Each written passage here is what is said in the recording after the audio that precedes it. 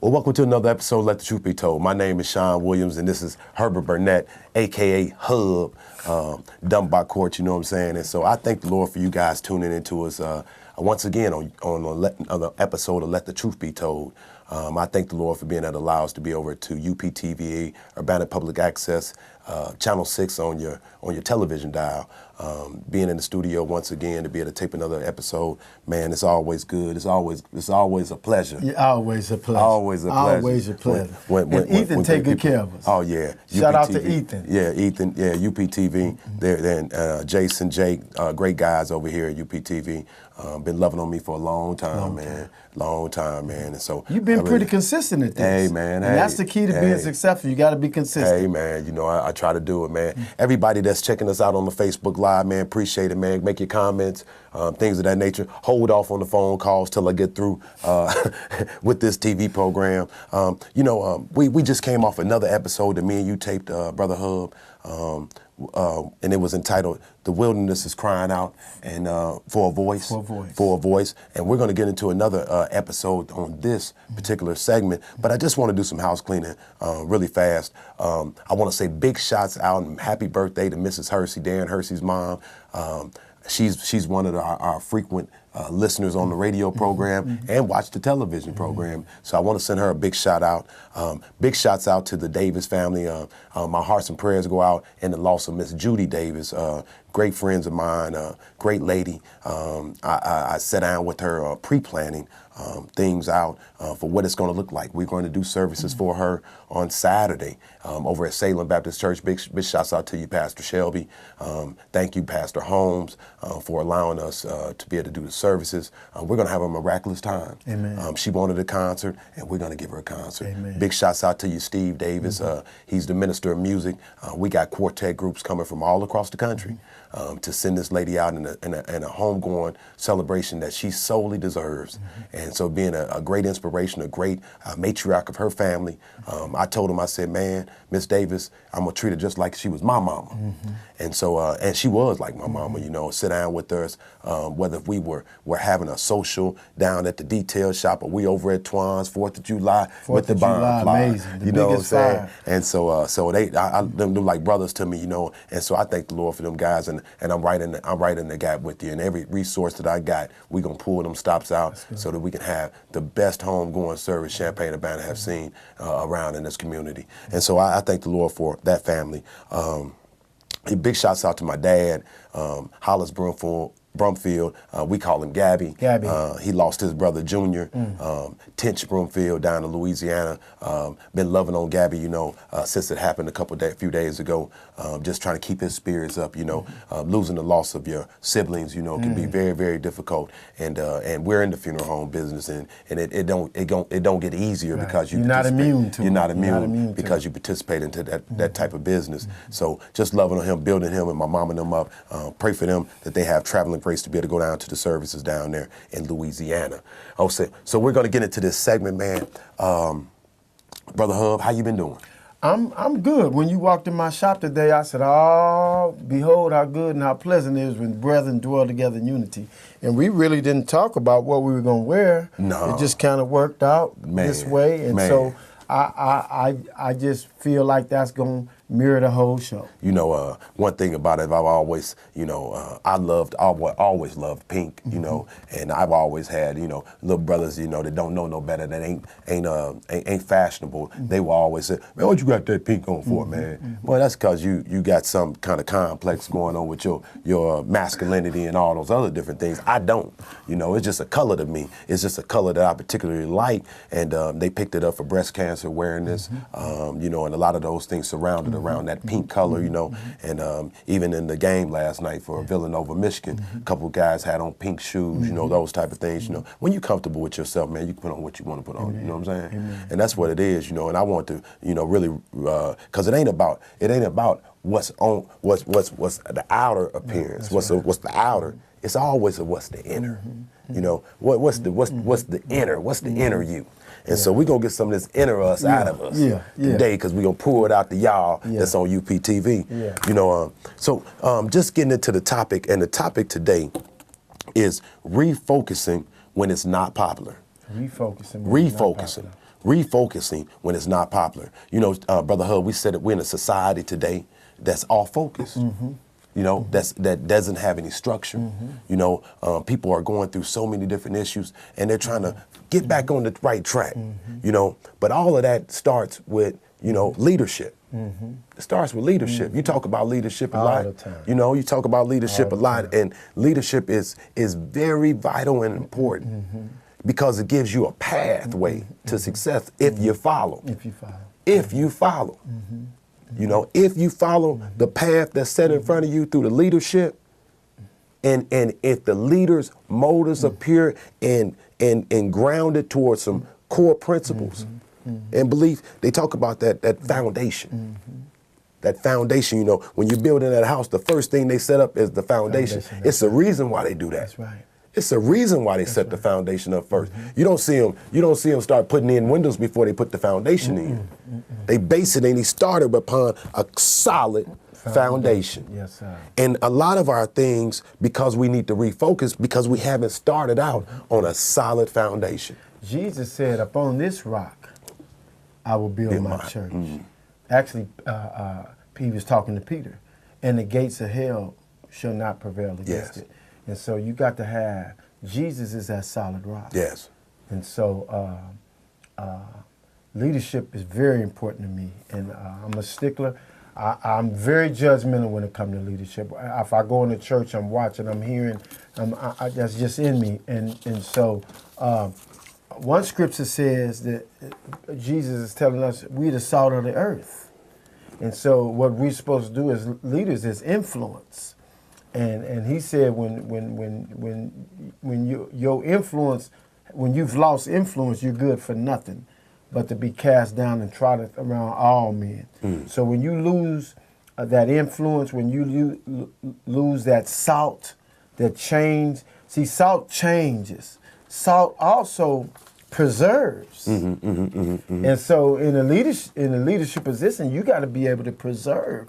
And we as Christians, we got to be able to preserve. We're the salt of the earth. Right. And so, man, we it's important. You know, and when we look at a map and an old school, because I'm old school, you know, before we had all this technology and all this stuff that we got now, we used to pull out a map in the school, and what was on that map was City Hall. Maybe on that map was a school, and what was on that map also was a church. You know, all of those things were vital institutions to the survival of a community. Okay, and so what we've seen this past week, we're just coming off of Resurrection Weekend, Easter Sunday. Easter Sunday. Easter Sunday. You know, I keep it 100 across the board. I always tell people I keep it 100 across the board. I'm no better than any of you guys. So I mean, I go to church and I believe in Christ and I do everything. I try to stay as focused and draw that line in the sand of what I stand for, what I won't stand for. That don't mean you can't kick it a little bit. You got to be able to relax a little bit too. So I went over there to the 90s. I don't kick it. I do. But that's what I do. But I respect you and you respect me. You do you and I do me. I don't kick it. I do. I mean, I kick it at another level. Because I think I was playing dominoes with some friends watching the game. So ain't nothing wrong with playing dominoes. That's my kick. Ain't nothing wrong with playing dominoes. That's you know, ain't nothing wrong with going to a concert every now and then or whatever you want to do. So you got to be able to relax and have a social outing. Right. And so I took a social outing, went over to Indianapolis and went to the 90s Block Party concert. Monica, Teddy Riley, Guy. There was a few other guys that was on there. I mean, just a great concert, great atmosphere, you know. A lot of people from Champaign were over there. A lot. I saw. Oh, it was packed. It was super packed. So got up the next morning. Resurrection Sunday. We wanted to get out and get started because we wanted to be back at church for Easter Sunday. And getting ready, and my phone went off. Bing! I was supposed to do my radio program, but I called Deacon Harris and let him know, hey, look, I wouldn't be there. And so I was listening to your mom and Mother Hattie on the program. And it got that bing, and it was my nephew. And he hit me, said, man, you picked a heck of a day not to show up at the radio station to address this issue. And what it said was, the headline said, ousted members or something from the church or something. Yeah, the pastor and I know the word said something. Flock. I ousted flock or something. And so, I got so disturbed reading the article because it was about my church. I'm just going to keep it draw right to the house. It was Jericho Missionary Baptist Church. And I've been going to Jericho Missionary Baptist Church for about 8 years. I just give you a little background on me. I started out at 12 years old at AOH, Sheriff Temple, AOH Church with them old saints. And so I got some foundational things that started me right there. And as Bishop Sheriff passed away, then Bishop Wright took over, which was Elder Wright back then, but it's now Bishop Wright. He took over, and so he was my spiritual father, which still is my spiritual father. And so I bounce a lot of things off of Bishop. I call Bishop right now if I don't understand something, and he gonna give it to me raw and real, you know. And so, and then I started going to.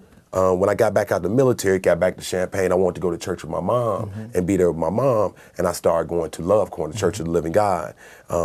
After then, I decided that I wanted to transition, and I started going to church with my sister over at Jericho. And so that's kind of my spiritual walk that I've been taking over the last 25, 30, 40 years, you know, and that's where I started at. So I want to give you guys that insight to let you know that I know a lot about church. I started playing drums in church and congos and all of those different things where I'm involved heavily in the church. You know, through music. And I understand how that plays a role and the importance of how that service might turn out. And so, in bringing that home to that article that was in the paper, give us a little bit of insight. I don't want to dialogue too long. Give us a little insight of how you seen that article. How did you? That article transpired to you.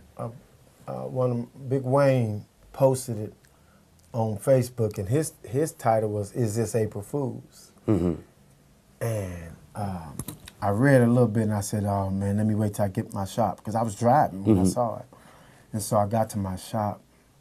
Sean, I was so distraught. You know, I really got vision for this community. I really do, and it's my purpose for being here. And so it was a tough blow. When I read it, it was unbelievable. It was unbelievable. And so, of course, you can't blame News Gazette because they in the business. That's the business they in. You know, the media is going to be the media. Putting out a story. And so to me, the community, African Americans, Christians, just took a step back.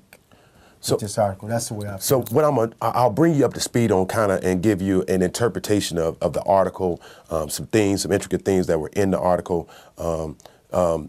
Some members were banned from the church of a trespassing because of some friction that was going on with credibilities of the pastor, some money issues with the pastor, and things of that nature, and structure with the pastor. Pastor felt as though that it was causing too much friction and harm that was going on for the ministry to move forward, and he felt as though, hey, look, since we're having this issue, and it started to be at a certain point. I think that both sides, through what my buddy Butter always says, a failure to communicate. They felt as though they wanted to go through the courts to be able to settle some of the friction and some of the answers and problems that were going on. Okay, that's not. And so that was the decision that was made, and from that, people have not gotten back to the table. Right. People have not gotten back to the table to be able to iron out, to be able to agree to disagree, and be able to move forward. And so. So this article transpired, and it had certain individuals' names in it, and it was from their side and their perspective and their point of view.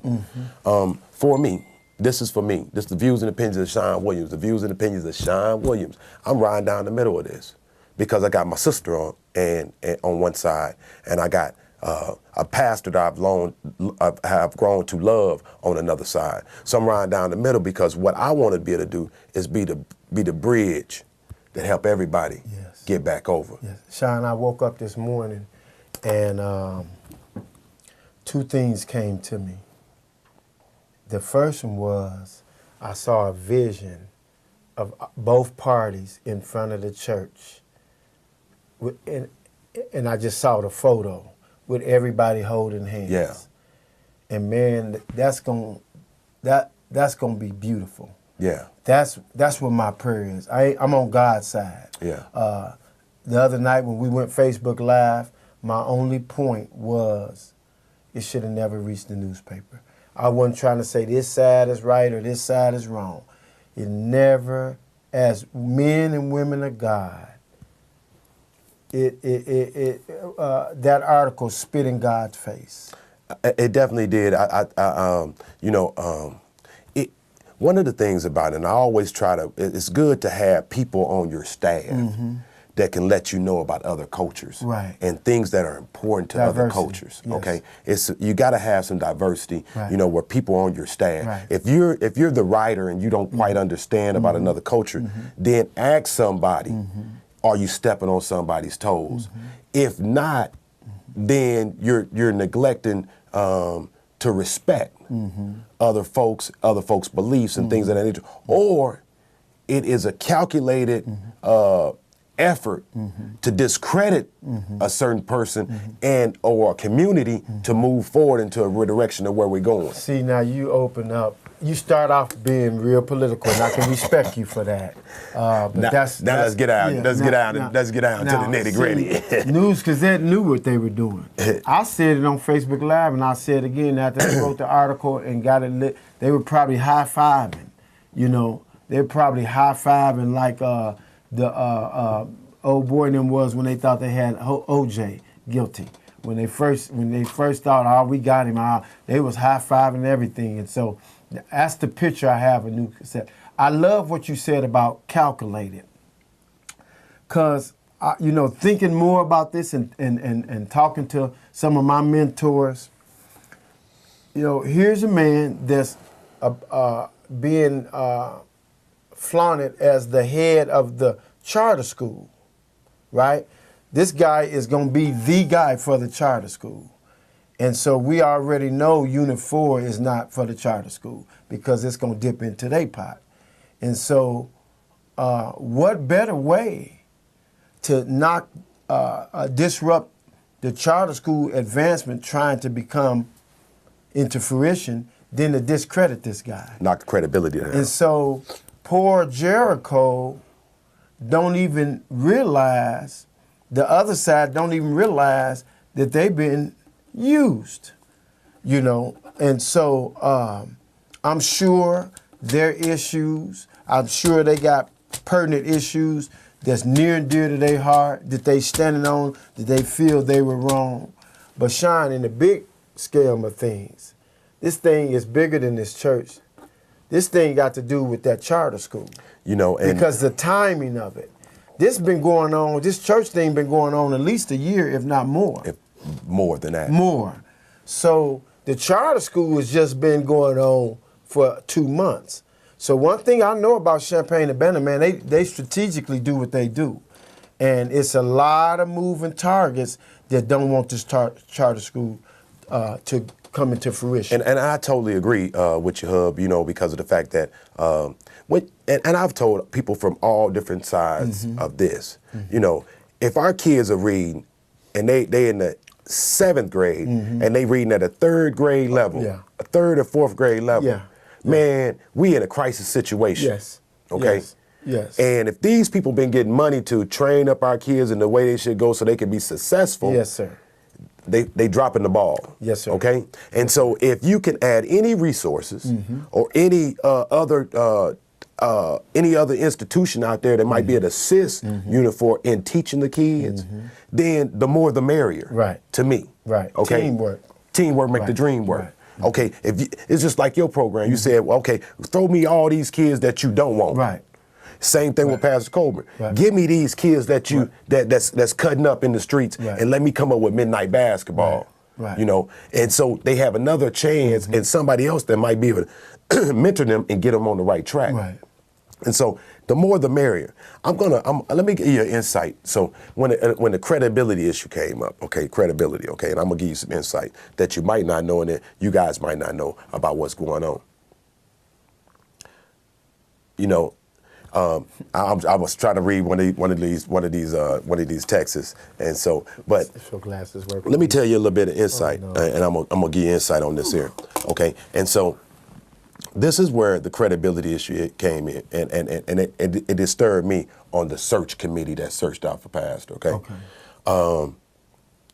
He comes from Mississippi. He's from a town in Mississippi. They were looking for a pastor. They found him down in Mississippi. Okay. Any job that you go to, it's always some hiring process that it go through. You got some hiring process. I mean, you got a hiring process. I don't care if you go to McDonald's. And you might not be able to just walk right in at McDonald's and start working. Okay. They got to do a background check. They got to check you out.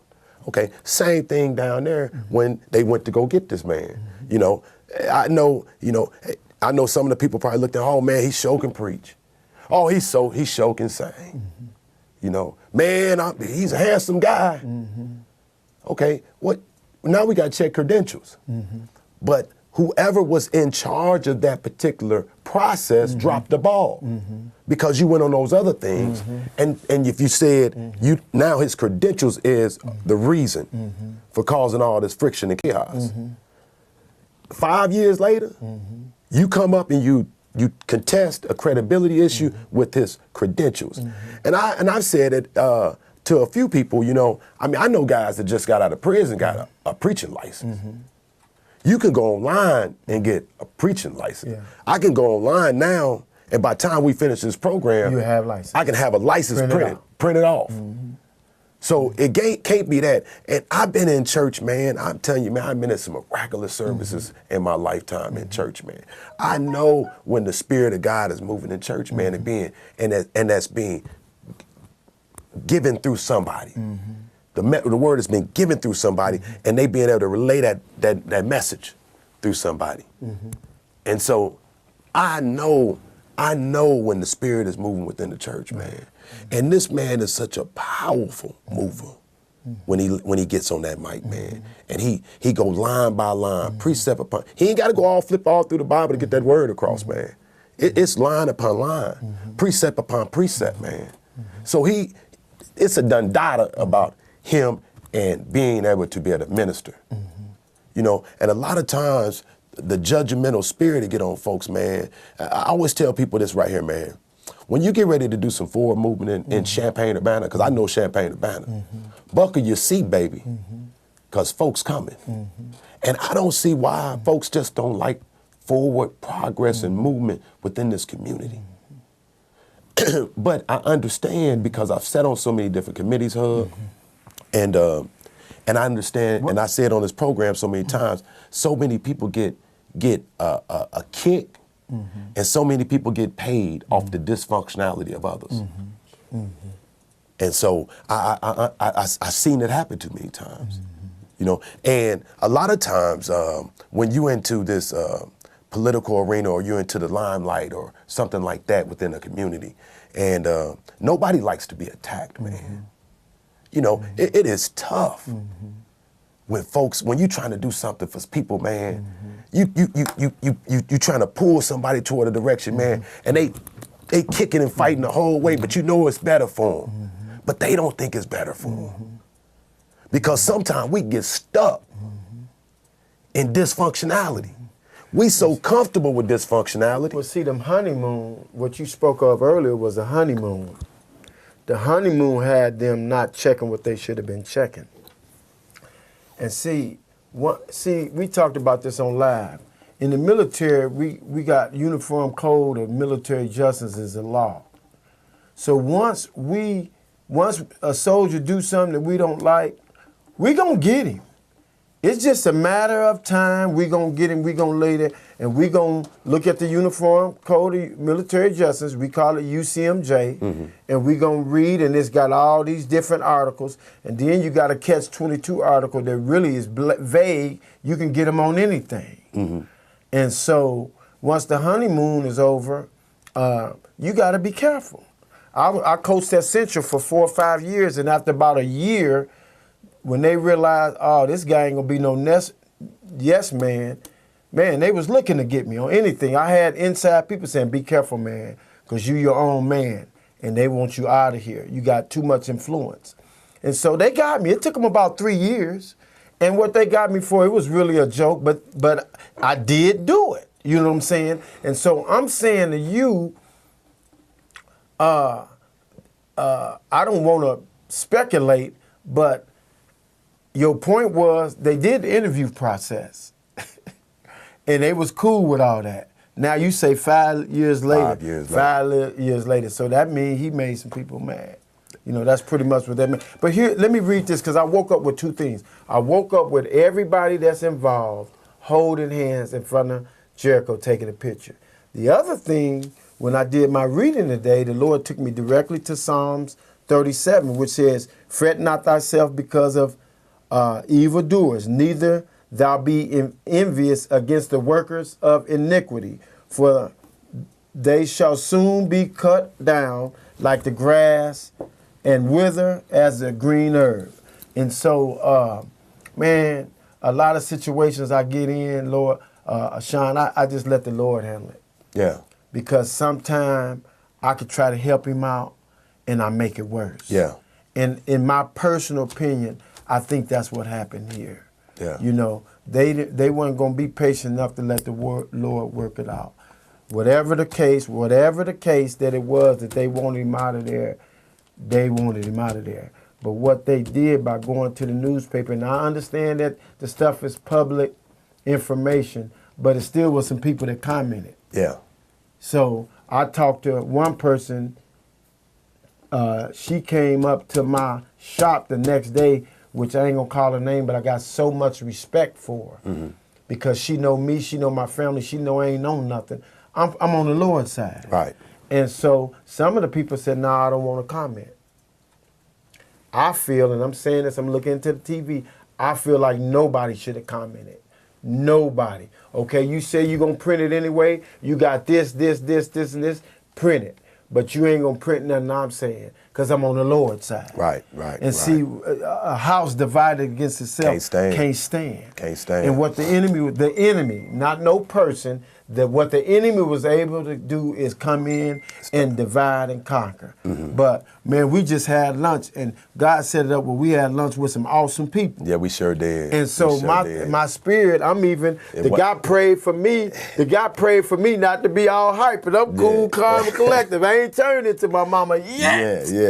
But my thing is, man, it would be beautiful if God can get the glory from all of this. And I would like to see News Gazette print all of them coming together and fixing the problem. You know, Brother Hub, and you know, I would. That is totally my focus. That is totally what my prayer and my praise would be, is for everybody to be able to come back, because some of those people that's gone, that was some of the reason why I came over too, because I seen some of them core people. Right. Well, so, you said your sister kind of convinced you to come. Right. And let's be clear for them. Yeah. His sister is one of the ones that's barred from coming from the church. Oh yeah. Right now. Oh yeah. And so I applaud you. Yeah. No, I want to be clear. I applaud you because you got your blood sister. Oh yeah. I know you a killer brick. Man, come on, man. And drown a glass of water for her. And then you got the pastor who has become one of your good friends on the other end. I can get emotional just talking about it because of the fact that, you know, it's a touchy situation. You know, and so, and I know just what the topic is today. Refocusing it when it's not popular. See, this ain't a popular topic to talk about. This ain't popular. You know, most folks won't even get in front of it and address this issue. But silence is acceptance. That's why racism is running so prevalent now, man. You get on Facebook, you see people get touched. I took an EO course in the Army, and it's DA selected, DA, Department of the Army. So the Department of the Army looks at all the Sergeant First Class and above records and see who fits the flight of being an EO for their unit. Yeah. Because you got to be blind to color. Right. You got to be able to see. And man, just in the class, your upbringing, you could tell where people was getting mad at each other over their upbringing. Yeah. So you see the racist stuff that's going on Facebook or whatever, and people be falling out that's been friends because they looking through different lenses. Different lenses. So just the fact that you're here addressing this Ain't too many people finna sit in the seat we in and address this. Oh, no. And they ain't too cute. They ain't too happy about us addressing. And they're not. They're not. I mean, I just. But I'm on the Lord's side. I just seen a couple posts from family that just hit me like, you know, Sean, blah blah blah, and I'm trying to tell them, hey, look, man, right is right. You know, and if we gonna challenge people and we gonna encourage people to come on and you need salvation in your life, you need to get your life together.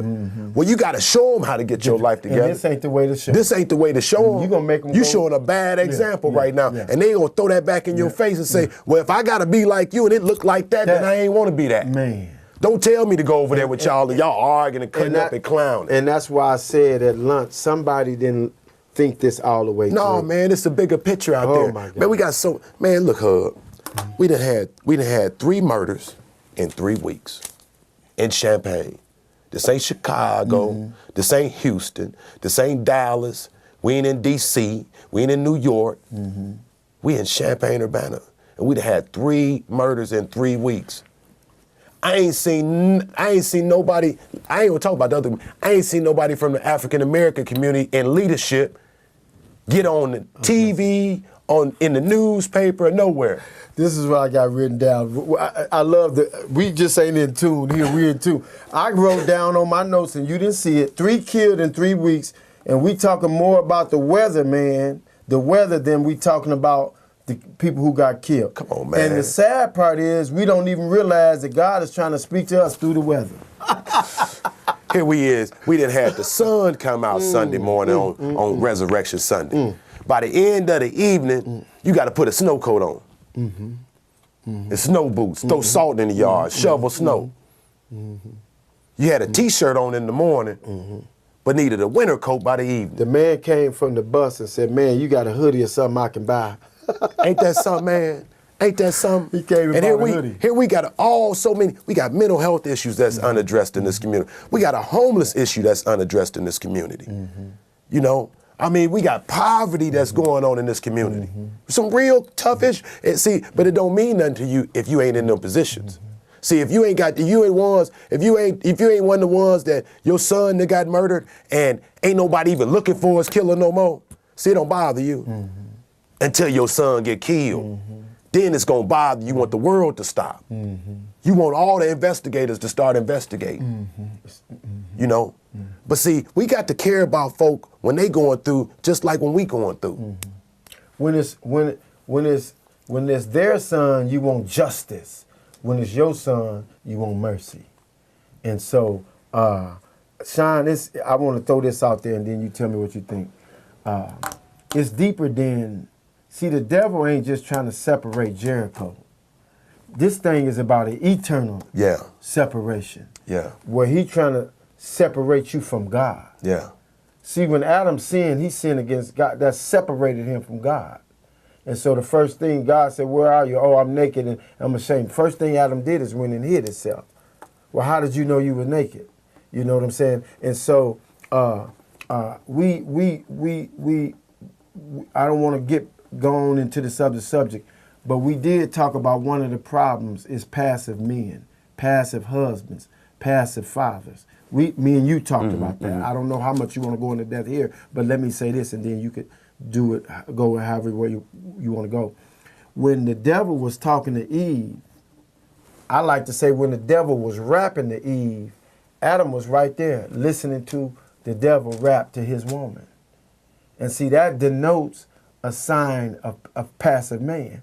Some people say, how you know that? Because when she ate the apple, the scripture says she ate and gave to her husband who was with her, and he ate. And see, it did not happen when she ate the apple. It wasn't till Adam ate the apple. But just the fact that Adam sat there passively and let this man, devil, rap to his woman, that was a problem. That's why we naughty by nature. And a lot of these situations, Sean, if you view the evidence with all this drama going on, it's a scripture in the Bible that said, let the women keep silent. Now, I ain't saying that was in a certain context, but we do know women can keep up a lot of drama. And if you look at the root of a lot of drama, it was a passive man that didn't know how to protect his wife from all that drama. I'm not even just talking about this situation. I'm talking about based on my 30 years of leadership, even in the military. Said, man, you need to check your wife and keep her. Oh, man, she want to. No, you can't let her do that. You got to protect her. Because down the road, she going to get hurt, and it's going to be your fault because you should have kept her at the crib. You should have kept her out of all that messy stuff. You see what I'm saying? And so, but we not in nature because Adam sat there and let Satan holler at his girl. You know, flashback, rolling it back, I remember as a kid, I remember a good friend of mine, I don't say no names, but I remember a good friend of mine. And his girl got into it at a club and what about her friend, and some guy had smacked his woman, and she was the friend, and then he reached around and smacked her. She got on the phone, called my old man, called the old man. Old man ran down there, big old guy, and the guy got scared and shot him and killed him dead. She then called him to some garbage. Instead of her either calling for her 911 or some help, or kind of leaving that situation out, but she brought him to some stuff. And that's what can happen. You can bring somebody. Right. You can bring somebody into some mess, into an environment. I want to bring this other, you know, the friction that's going on. You know, like for me and my family or whatever the case might be, the devil wants to split that. Yeah. It's eternal separate. Split man, that. this thing. And so for me and my family, me and my sister, we tight. Yeah. We always been tight. Yeah. So it's certain scenarios that come up to try to break me and my sister from being tight. We're the babies of the family. So break that. And you at Jericho because of her. And I follow her. You know what I'm saying? Because I believe in her. You know what I'm saying? But I want also for her to believe in me. And see it from my perspective, because I've been around the block a few times too, you know. And so, as a man, I see it a little different, right? Okay, right. And so I'm trying to explain, hey, look, it's a little different. Now I'm gonna tell you, the devil don't care about me, my sister. He don't care about the pastor. He care about our territory. He care about in the direction that we can go. He care about our influence, our salt. When we can take somebody. See, that's where he care about. Where we can move forward as a unit. Influence, yes. See, if we can get together, we all get together with a time. See, that's what the devil gonna call stir up the pot, so that we can't move into a direction where these young folks will start getting salvation. They start getting their lives on track. We start having scholars that's coming out of right out of our town, being leaders on the University of Illinois, and be able to show the kids from Korea and China that we smart too. We start be innovators. We start coming up with apps and all kinds of stuff that we should be able to create. You know, right here and out of this community, and keep telling our folks that we dumb, we stupid, we ignorant. You will never be anything. You know, and so I see it bigger. The Urban League had a bigger purpose than the people that was causing the chaos. Thought. Look at all the circles that he has to go in. And all the circles that he have influence in, that he got to go in there now, and people looking at him crazy. It's not just him. It's not just him. It's other leaders. Are you like that? Yeah. Did you do that? Yeah. No, well, I'm not going to give you this, or you got to you got to have an overseer to oversee what's going on. And that's one thing, Sean, and I'm going to do a commercial and talk about my program for a minute, not for watch. I'm excited. We got one of our first Ran 2 couples, mostly you, Verdell, Pastor Parks. Most of the people who come to speak to my kids are from Champaign-Urbana. Because Ran 2 ain't really, whatever it is, they ain't cut like that, or they really, I don't know what it is. But it's been a hard time having me get community leaders to come speak to kids. So tomorrow, I got a Hispanic couple. He's 28, she's about 24. They run 3 different businesses, and they're gonna come speak to the kids. But my point to that is, with my not-for-profit, I have people who want to give, but they really don't trust. And they don't really have no reason not to trust me. But it's things that I've went home, past relationships. You know, I got a guy giving to me right now, and I know he don't trust me. I know he don't trust me. But let me finish.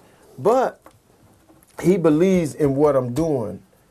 But he I can tell that it's lack of trust. But I also can tell that it's not personal. It's just him being a businessman and dealing with people. He ain't used to dealing with nobody like me. He really ain't. Because I can take your money and leave it. God the one sent you here. Man, I ain't giving you no credit. I'm giving the credit to God because he can replace you tomorrow. And that's how I really think. And I ain't finna let nobody give me no crumbs. You know, the school, we got a stipend. Man, get that stipend to them. That stipend ain't gonna do nothing for me. I take that, you gonna give me that for a stipend, and I use that in 1 month. Man, get them crumbs to somebody. Don't give me no crumbs. You see what I'm saying? And so, I got some people that help me here. Give it to them. I don't wanna act like, oh, you don't want, no, but give it to them. Don't try to starve me and then give me some crumbs and make me be happy. You're gonna give me some money so I can build a gym. You know what I'm saying? And so my thing is, like you say, not only him, but all different types of leaders, pastors, and parents. It's a trust issue. And so I say this again, the underlying motive, I think, is to discredit the charter school. Right. That's one of the underlying motives. You know, and I would like for the people on the other side, your sister and all them, to just think about that, you know. And you might have your reasons why you don't want this guy to be over the charter school. But can we please agree that our kids are reading 2, 3, 4 levels behind, and we need to do something different? Because Unit 4 ain't getting they're not cutting the mustard. You know, one of the things when we talk about refocusing, when you refocus, you have to get rid of some of the old mindset, the old thinking, some of these superstitious things. It used to be this saying, you know, you get me once, shame on you. You get me twice, shame on me. You know, that don't leave room enough for forgiveness. So, and it's so many times when we're trying to go into a new relationship, we let the garbage from all past relationships mess up the new good relationship. So we bringing all this old baggage to something new. How can you operate in a new place and you working off old stuff? How do that work? Yeah. How do that work? Yeah. How can I take care of this new high tech something that the Lord done blessed me with? And I'm working off something old. You know, back when we was working with potbelly stoves, we was cooking with we was cooking off a hot plate. Yeah. You know, we didn't have air conditioning. We put a fan in the window. And I'm trying to cool down a 6-bedroom with fans all in the window. It don't work in today's stuff, man. And so as we move on as leadership, we have to work off new principles. Right. And I understand as a leader, you know, you got to be able to bring people and bring them up. You know, and where we always get mad because nobody likes change.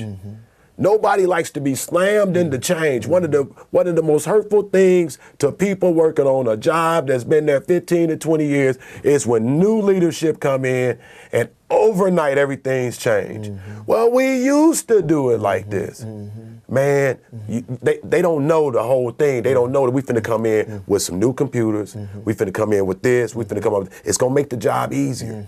You don't have to go out there and go outside and do all this and do all that and break your back and mess your health up because we got some new ways. Leadership might not have told them all the nucleus.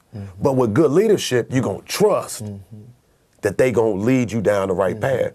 But at the same time, everybody motives gotta be pure. That's the key, Sean. The motives gotta be pure, man. That's the key, Sean. That's the jackpot. The motives gotta be pure. Because even as a leader, when I went into a new area, I understood that my soldiers didn't like change. So first of all, I communicated it with them. Second of all, I didn't do all the stuff that was life or death, I changed immediately. And I explained to them, this is life or death, man. We got to change this. Now, some of this other stuff, we're going to work on. You see what I'm saying? Because I know you hate change. But you made me think. I got married March 21st of 2017, and my wife got 11 siblings.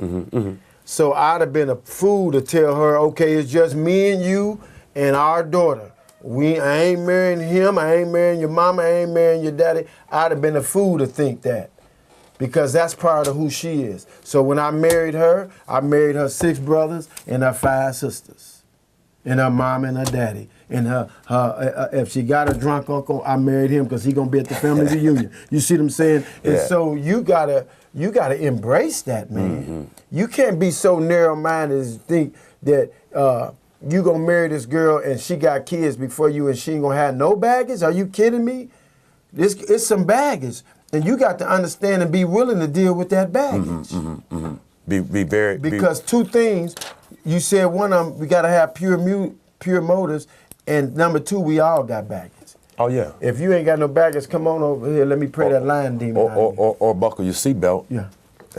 Or buckle your seatbelt, because something coming up. Mm-hmm. You know, something coming up. Either you going in, coming out, or you in. Something coming up. Yes, sir. Something's going to come up, you know. And so, and you know what, Brother Hub, you know, just on that particular topic, you know, as far as what's going on in that article, man,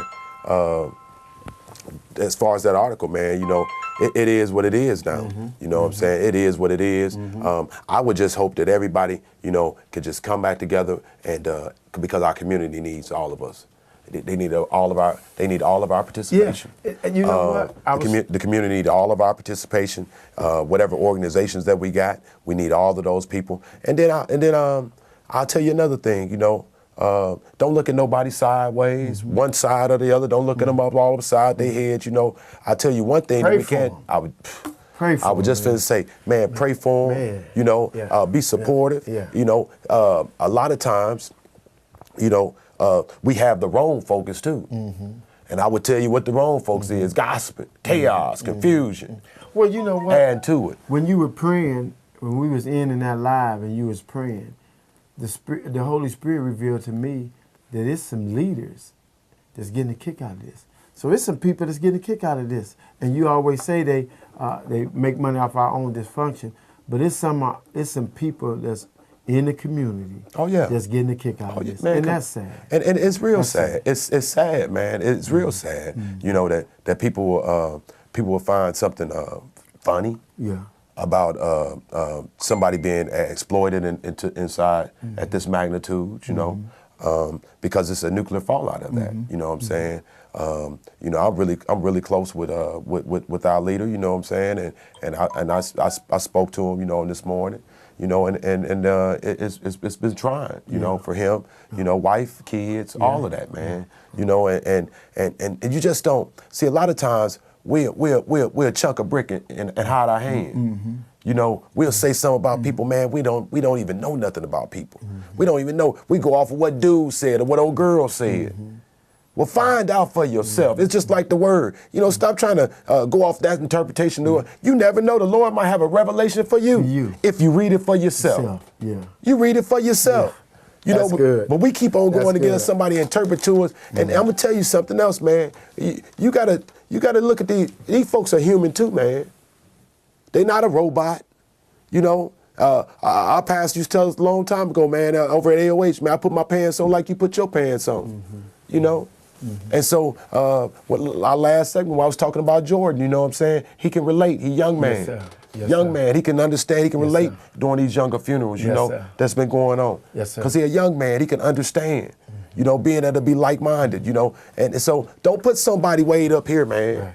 Right. Don't put somebody way up here. Because when they do something you don't like, then you know, you get all bothered and church hurt and then become bitter and everything come out your mouth is venomous and dangerous and all of those other different things, man. Because it could be like the Urban League. This situation could be, man. Look how we miss the Urban League right now. Look how we miss a brick and mortar building of the NAACP. A brick and mortar building. Look how we miss all of First Street. Yeah. I'm talking about all of it. I was sitting back with Mr. Pirtle this morning, kicking it with him. Yeah. You know, J.W. Pirtle, man, a great pioneer to me. You know what I'm saying? Patriarch of our community. One of the last of the old school businessmen. You know what I'm saying? And we sitting down talking about it today, about not having tangible businesses. Something that you can put your hands on. You know, and so when we look back at that, man, you know, we destroying more things. I mean, but that's the answer to what you just said is the answer to why 3 people been shot and killed, and ain't nobody saying nothing. Ain't that something, man? I mean, that's horrendous. I'm telling you, man, and I tell you, viewers out there, I just go right here, and you made me have a funeral home moment. Mm-hmm. Last young man, I had some affiliation with dealing with the funeral. I get down to my funeral home, and I'm looking at this young man, and it just, I could get choked up right now, envisioning looking at this young man, eyes closed, never gonna move again, never gonna tell his mama that he love her again. Got 2 kids, never gonna be able to see them graduate. Never gonna be able to walk that young lady across the aisle. Never gonna be able to see that young man become a young man. I mean, if those type of things don't bother you, I mean, those type of things should bother you, man. When you look at these young people and you can't envision them to being past 17 and 18 years old, I'm gonna tell you another thing, dealing with another family. Because I'm gonna tell you how the devil worked. Because hurt is hurt, man. Dealing with a young man, 17-year-old Latino young man, committed suicide. Latino family can't speak any English. But I could see the hurt in their eyes. I could see the hurt in that mama's eyes. I could see the pain in that husband's eyes. Then I was rallying at the hospital and got on the elevator, and a young man, African-American young man from the school, he said, "Mister, I just want to ask you one question. Why do the good die so young?" With tears just pouring down his face. And I was stunned without words. Because sometimes you don't have words to respond back with no quick fix. All I could do was, "Young man, come here, man. Let me get a hug." It's all in the Lord's work, man. It's all in the Lord's hands, man. See, sometimes God has to pull such precious, valuable flowers out that life garden to make a community change. That's why it's so destructive when you put your mouth on certain people that the Lord then placed to do a work. That's what my theory is. Touch not my anointing and do my prophet. Because you can't accept this portion of the Bible and not accept this portion of the Bible if that's what you're living on. You got to take the whole armor, man. The old everything. Folks say, eat the whole roll. Come on, man. You can't just, you can't call yourself a Christian and because you had gotten mad, you don't respond in a Christian way. See, this is when you know the Holy, and I'm not talking about your shout. You can do all that. But what do you do when the devil show up? When that problem show up, what do you do? What's your knee-jerk reaction? See, that's when you tell that the Holy Spirit is in a person. Because they quick, immediate response is the Holy Spirit. You can have the bumper sticker, but if you never do what Jesus will do, man, kill me with the bumper sticker. If I cut in front of you real fast, but you got a Jesus, what would Jesus do? Bible in your window, Masonic emblem over there, the sheriff's emblem, and then you got all the Easter Star stuff crawled there. But I just cut in front of you real fast. You blow your horn and almost run me off the road. What would Jesus do? Would he say, well, they must be in a rush. Let me bag up a little bit. Let me pray for them. I hope they make it to where they're supposed to get to. Yeah. That just wasn't really right. It's tough. It's tough. It's tough when you're mad to trust God instead of getting your lick back. And it's obviously that both parties are mad. And I think that instead of trusting God in a situation and trying to communicate and talk, people start wanting to get their lick back. But it makes it worse. And the thing about it, Brother Hub, is it's not just this particular situation. Yes, sir. But this is a microcosm. But let me say this real quick. with me watching this what's going on, what was printed yesterday, I understand why people are going to different religions. I understand why people are getting shot and killed. I understand that. Because that's all a fallout. This is the root. This is the root of the problem. We supposed to be the salt of the earth. And we supposed to go around the earth. We supposed to go in the neighborhoods sprinkling our salt. You see what I'm saying? Leaving something behind. But we throwing the salt in each other's face. Leave a little something behind. Yeah. Leave a little something behind. And so this is the root. Leave a little positiveness behind. Yeah. You know, when somebody, when you walk away, you left something with somebody. Yes, sir. That made them much better. Yeah.